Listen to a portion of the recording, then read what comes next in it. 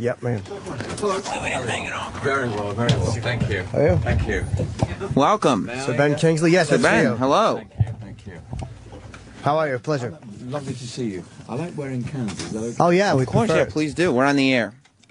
A lot of guests don't like to wear them, so we just kind of leave them there as an option. When you became, I wanted to ask you too, becoming Sir Ben, what is the process for that happening? Is it something they tell you is going to happen, and then it happens years later? I had a letter from the Prime Minister's office maybe a month before it happened, and then invited to the palace for the actual ceremony. Had you known before that they were like, do you know what it is that they say, okay, well, we would like to make Ben Kingsley Sir Ben Kingsley? Like, what happens before that? You don't have any idea. Oh, no. It's a total surprise. And in Britain, that's a tremendous honor.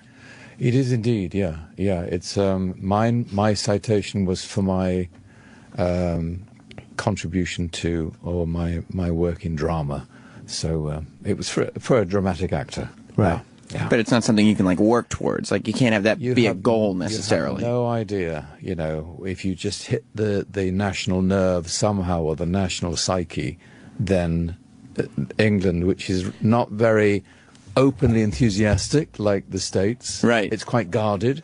So the counterbalance to that rather guarded aspect to your work is balanced by, you know, the Prime Minister and the palace saying, we've seen you, we like what you do very much, which is great. Once you're recognized that way, does that change the way you work? Does that change the way you just pick what projects you're going to do? Or I've always picked my projects based on my opening years in the theatre. So I love good writing, and I always pick good writing. I hope to always pick good writing. So that national embrace doesn't really affect my process in as much as it's always been rooted in a great Englishman called Shakespeare. I'm not pretending to be a great Englishman, but that was my starting point. You know, his work's so beautiful.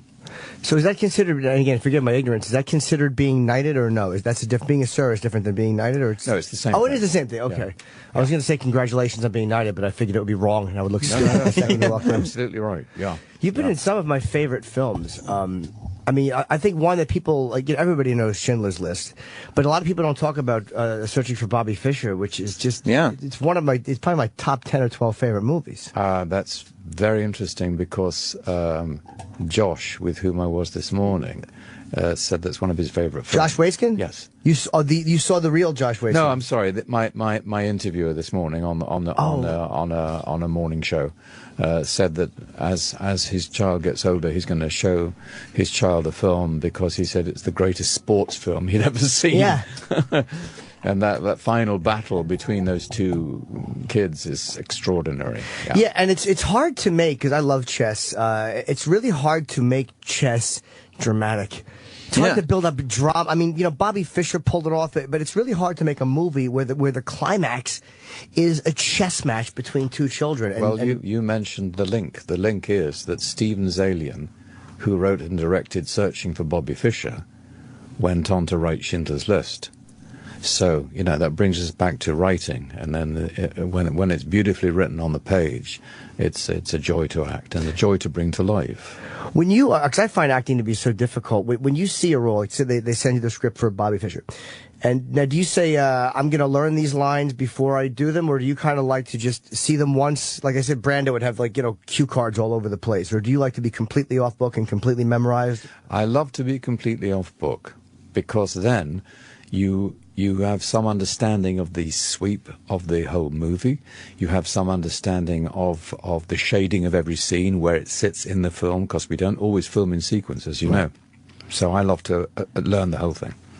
And how do you? I would assume you must get very close to these characters that you play, since you do them so well. How long do they stay with you after? Like, so, you know, like when does Gandhi leave you? Well, one of my tricks is to let go immediately the director says cut, to let go totally, so that the next time I do a take, it's a running jump again. I never like to have the elastic halfway stretched. Right. It goes right back to its original shape, and then on action again, it's the same process. I go almost from zero into the character. So you're not one of these guys who's sitting there at lunch still in character. No, absolutely not. No, I'm not. I get back to me as often as I possibly can, and as frequently as I can.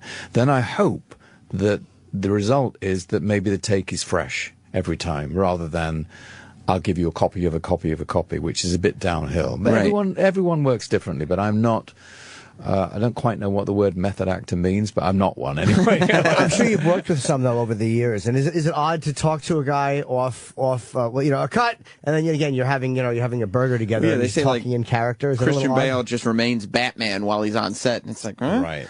Well, as I say, you know, and I respect his work enormously. That everyone has their own method of working. I do remember one method actor who shall remain nameless, and he was so keen on being in character before a scene, banging around and kicking furniture and yelling, that by the time he got on set, he was exhausted, and by the time the director said action, he'd forgotten all his lines. Because he was so wrapped up in the character while we weren't filming, which doesn't matter. No, it doesn't matter.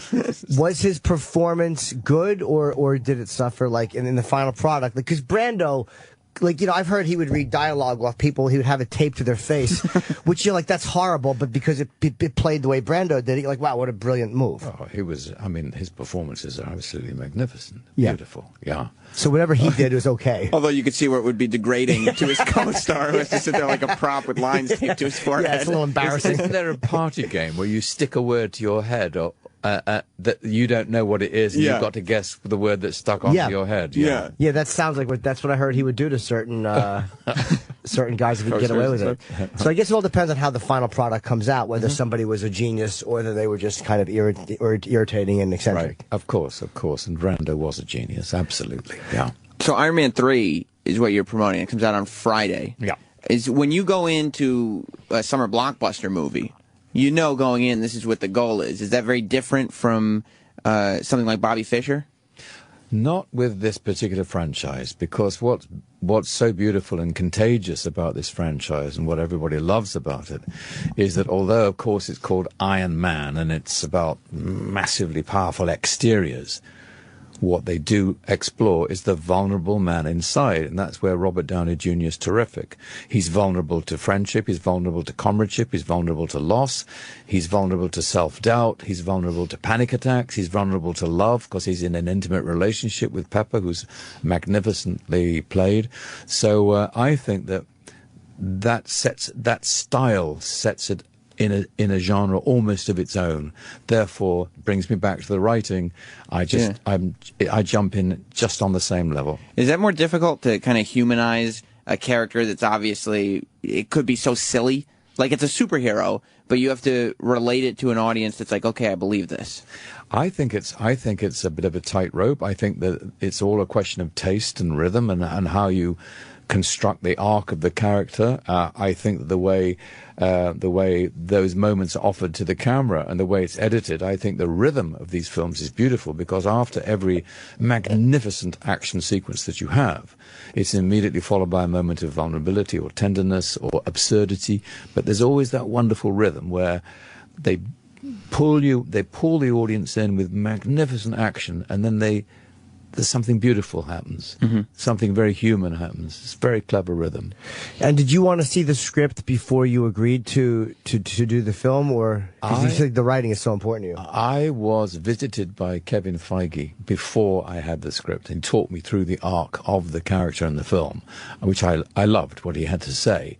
And then they sent me a script, and then Shane Black welcomed me onto the set, and I felt like a team player within seconds. They're a very, very welcoming group of people to work with. And what do you want? Is this the type of movie that you would watch? What do you watch for your own entertainment? I have watched all of this particular franchise, the Marvel franchise, and I absolutely love it. You started just to jump back in your career a bit, because it's very interesting. I read that Brian Epstein, the Beatles manager, is kind of how you got started. And can you just talk about that for a second? Because you don't hear many people with Beatles connections. I was in a show, a play on stage in London, that was produced by Brian Epstein. He backed it. He put the money into it. He was the producer.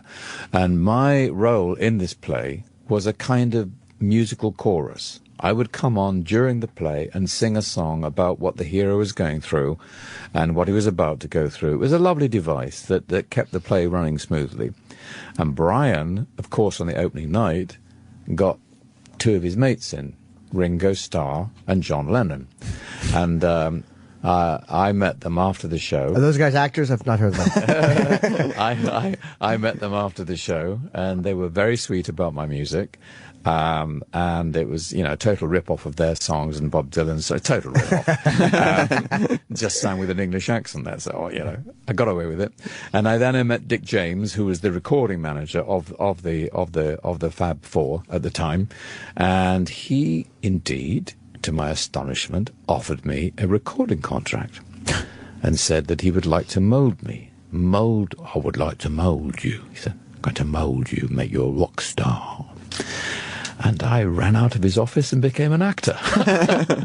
Do you ever look back on that and say, wow, maybe I could have given that a shot? You know what? If I do have a musical ear, and I think I do, it's so much now absorbed into the tone I use as an actor, the rhythm of the language I use as an actor. Sexy Beast is a kind of musical performance because it's entirely based on rhythm and tone. And so I do use my musical ear in my acting. So I don't really have any regrets. I probably would be, dead in a pool of drugs, blood, and alcohol had I become a rock star. Yeah, you had to do something much more stable, like acting. Yes, much. Well, they're telling us in our ear that you have to leave because you have promotion, but you've already won a Grammy, you've won an Oscar. I mean, it's not like you haven't done a tremendous amount. And Iron Man 3 opens tomorrow, May 3rd, all over the place. And Sir Ben Kingsley, thank you. It's tremendous to have you here. Great pleasure.